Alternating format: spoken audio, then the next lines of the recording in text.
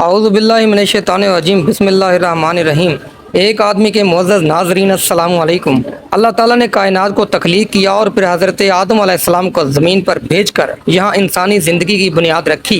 پھر اللہ تعالیٰ نے زمین پر بے شمار قوموں کو آباد کیا اور ان کو راہ راست پر رکھنے کے لیے اور ان کو راہ راست پر لانے کے لیے 1,24,000 کم و بیش پیغمبر زمین پر بھیجے، اور پھر سب سے آخر میں حضرت محمد صلی اللہ علیہ وآلہ وسلم کو زمین پر بھیج کر نبوت کا سلسلہ ہمیشہ ہمیشہ کے لیے بند کر دیا۔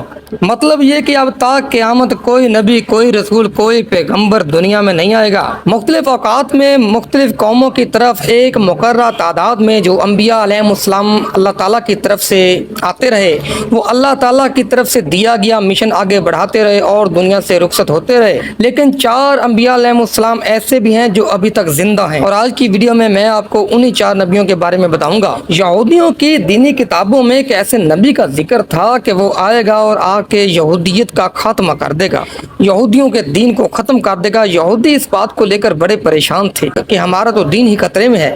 پھر اس کے بعد اللہ تعالیٰ نے حضرت عیسیٰ علیہ السلام کو یہودیوں کی طرف مبعوث کیا۔ حضرت عیسیٰ علیہ السلام نے اپنی نبوت کا اعلان کیا تو یہودیوں کے کان کھڑے ہو گئے۔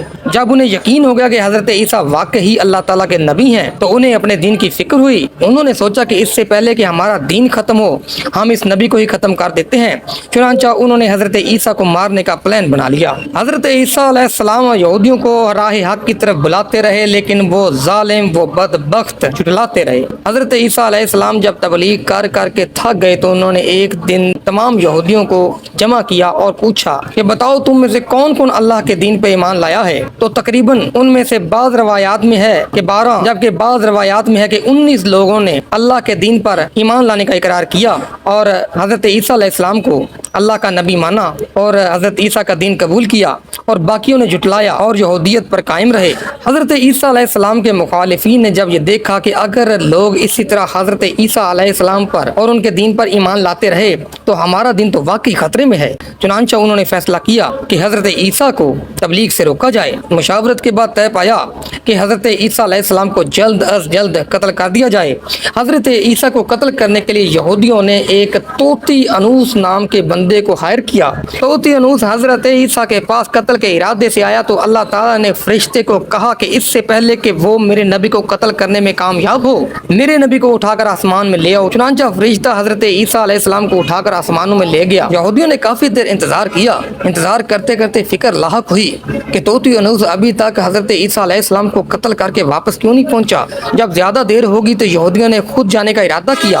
حضرت عیسیٰ کے مکان کے اندر گئے، وہاں پہ دیکھا تو طوطی انوس تو موجود نہیں تھا، حضرت عیسیٰ علیہ السلام وہاں پہ موجود تھے۔ تو انہوں نے وہاں پہ اپنی طرف سے حضرت عیسیٰ علیہ السلام کو قتل کر دیا۔ لیکن پھر انہوں نے محسوس کیا کہ جس بندے کو ہم نے قتل کیا ہے اس کا چہرہ تو حضرت عیسیٰ علیہ السلام والا ہے، باقی جسم اسی بندے کا ہے جس کو ہم نے حضرت عیسیٰ علیہ السلام کو قتل کرنے کے لیے بھیجا تھا۔ وہاں پہ یہودی 2 گروہوں میں تقسیم ہو گئے اور آپس میں لڑنے لگے اور خوب قتل و غارت کی۔ چنانچہ یہ معمہ حل نہ ہو سکا کہ انہوں نے حضرت عیسیٰ کو قتل کیا ہے یا اس کو جس کو انہوں نے حضرت عیسیٰ علیہ السلام کو قتل کرنے کے لیے بھیجا تھا۔ لیکن پھر اللہ تعالیٰ سورہ نساء میں فرماتا ہے بلکہ اللہ تعالیٰ نے عیسیٰ علیہ السلام کو آسمانوں کی طرف اٹھا لیا، یقیناً وہ قتل نہیں ہوئے اور اللہ تعالیٰ بے شک غالب حکمت والا ہے۔ حضور صلی اللہ علیہ وآلہ وسلم کی ایک حدیث ہے کہ حضرت عیسیٰ علیہ السلام قیامت سے پہلے زمین پر آ جائیں گے اور سنت نبوی کے مطابق زندگی گزاریں گے۔ حضرت عیسیٰ ہی صلیب کو توڑیں گے اور دجال کا جڑ سے خاتمہ کریں گے، اور حضرت عیسیٰ علیہ السلام اس دنیا میں 7 برس رہیں گے، اللہ تعالیٰ کے دین کو عام کریں گے، اور ان کی وفات کے بعد انہیں گنبد خضرا میں دفن کیا جائے گا۔ تو ناظرین اب آتے ہیں اس نبی کی طرف جو ابھی تک زندہ ہیں اور جنہیں موت نہیں آئی۔ جب دجال ظاہر ہو جائے گا اور اپنا فتنہ پوری آب و تاب کے ساتھ دنیا میں پھیلا رہا ہوگا، دنیا والوں کو اللہ تعالیٰ کے دین سے دور کر رہا ہوگا، تو اس وقت حضرت خضر علیہ السلام ظاہر ہوں گے۔ ایک روایت میں ہے کہ حضرت خضر علیہ السلام کا والد ایک بادشاہ تھا، سو وہ اپنی بادشاہت حضرت خضر علیہ السلام کو سونپنا چاہتا تھا، لیکن حضرت خضر علیہ السلام کو دنیاوی بادشاہت پسند نہ تھی۔ انہوں نے اپنے باپ کو انکار کر دیا کہ وہ بادشاہت نہیں لیں گے۔ ان کا باپ ان سے ناراض ہو گیا اور حضرت خضر علیہ السلام جنگلوں کی طرف نکل گئے اور ایک ایسی جگہ پر جا کر عبادت میں مشغول ہو گئے کہ دنیا کا کوئی بندہ انہیں وہاں پر ڈھونڈ نہ پائے۔ وہاں آپ کا گزر آب حیات کے چشمہ پر ہوا اور چشمے سے پانی پیا اور تا حیات زندہ رہنے پر قادر ہوئے۔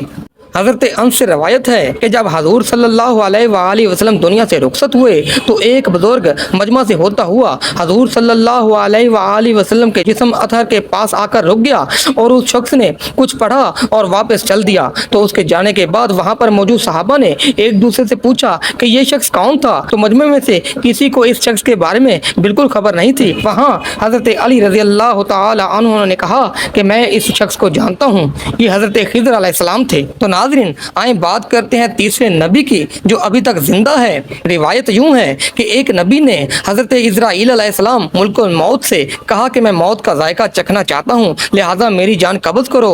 मुल्कुल मौत ने उनके कहने पर उनकी जान कब्ज़ कर ली और फिर अल्लाह के हुक्म से उन्हें दोबारा जिंदा कर दिया। फिर उस नबी ने अल्लाह ताला से दोज़ख देखने की फरमाइश कर दी, उन्हें दोज़ख दिखाई गई और फिर उन्होंने अल्लाह ताला से जन्नत देखने की फरमाइश की, उन्हें जन्नत दिखाई गई, वो जन्नत में दाखिल हो गए और फिर उन्होंने अल्लाह से दरख्वास्त दी कि मैं आपकी जन्नत ही में रहना चाहता हूँ। अल्लाह ताला ने उनकी दरख्वास्त कबूल की और वो इस वक्त भी जिंदा जन्नत में हैं और वो नबी हज़रत अदरीस अलैहिस्सलाम हैं। तो नाज़रीन, अब आते हैं उस चौथे नबी की तरफ जो अभी तक जिंदा हैं। उनका नाम हज़रत इलियास है। हज़रत अंस से रिवायत है कि एक दफ़ा मैं और हजूर सल्लल्लाहु अलैहि वसल्लम एक पहाड़ पर से गुजर रहे थे। तो वहाँ से गुजरते हुए एक आवाज़ सुनाई थी कि ए अल्लाह, मुझे भी हज़रत मोहम्मद सल्लल्लाहु अलैहि वसल्लम का उम्मती बना दे। ये आवाज़ सुनते ही हजूर सल्लल्लाहु अलैहि वसल्लम ने कहा कि ए अंस, इस आवाज़ का पता करो, ये कौन है। तो हज़रत अंस रज़ी अल्लाह तआला अन्हु फरमाते हैं कि मैं उस पहाड़ के अंदर दाखिल हो गया और वहाँ पे क्या देखता हूँ,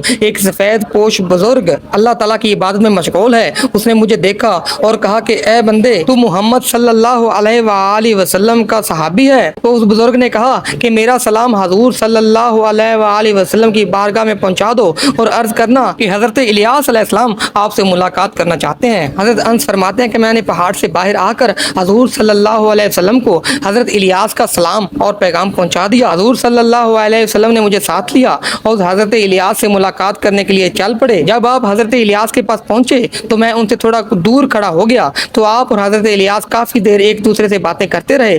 फिर थोड़ी देर बाद आसमान से खाना नाजिल हुआ तो हजूर सल्लल्लाहु अलैहि वसल्लम ने मुझे भी अपने पास बुला लिया और फिर हम तीनों ने मिलकर खाना खाया। जब हम खाना खा चुके तो थोड़ी देर बाद मैंने देखा कि एक सफ़ेद परिंदा आसमान से ज़मीन की तरफ उतर रहा है और वो हजरत इलियास के पास गया। हजरत इलियास उस पर सवार हुए और आसमान की तरफ चले गए। बाज़ उलमा का कहना है कि हजरत इलियास अलैहिस्सलाम और हजरत खिज़र अलैहिस्सलाम माह रमज़ान में बैतुल मुक़द्दस में आते हैं, वहाँ पे रोज़े रखते हैं और फिर उसके बाद दोनों हज करने इकट्ठे जाते हैं। तो नाजरीन, आज की वीडियो यहाँ पे मुकम्मल हुई। उम्मीद है आप लोगों को ये वीडियो पसंद आई होगी। तो मेरी आपसे गुजारिश है कि वीडियो को लाइक करें और चैनल को सब्सक्राइब करना हरगिज़ नहीं भूलिएगा। अल्लाह ताला हम सब का हामी और नासिर हो। अल्लाह हाफिज़।